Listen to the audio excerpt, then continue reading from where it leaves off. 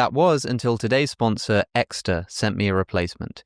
This is the Wallet Pro. It holds up to 14 individual cards. So I'm going to do my best to try and make this civil. If you're unfamiliar with who that was Alex O'Connor, formerly known as Cosmic Skeptic. He was a passionate ethical vegan for multiple years until he said he had to stop being vegan for reasons related to finding it difficult to practically maintain a healthy plant-based diet. He emphasized that he does think that plant-based diets can be healthy, but for him personally, he had trouble maintaining one. My problem is not with the idea that every nutrient that's required to be healthy can be found in a plant-based diet. I think that it can.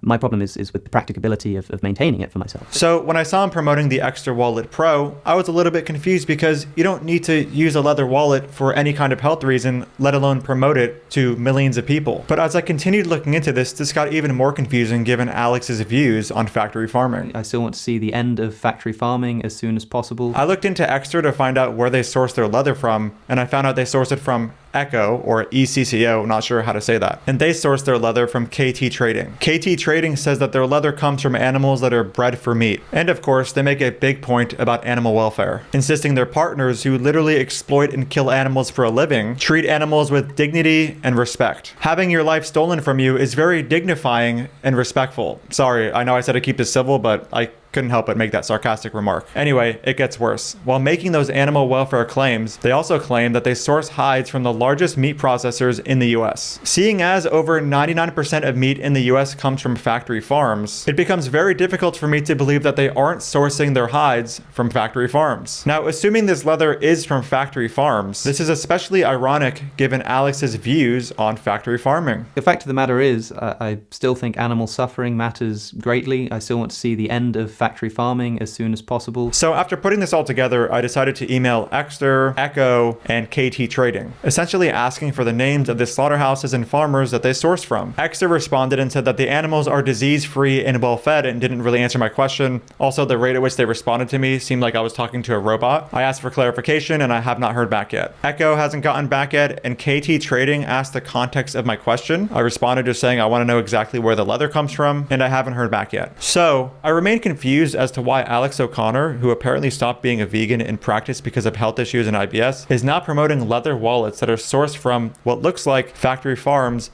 while vehemently opposing factory farms on various platforms. And even if they weren't from factory farms, I'm unsure how promoting a leather wallet to millions of people, an item that nobody needs for their health, fits into the narrative of stepping away from veganism purely for practical health reasons. Hopefully we get some clarity soon.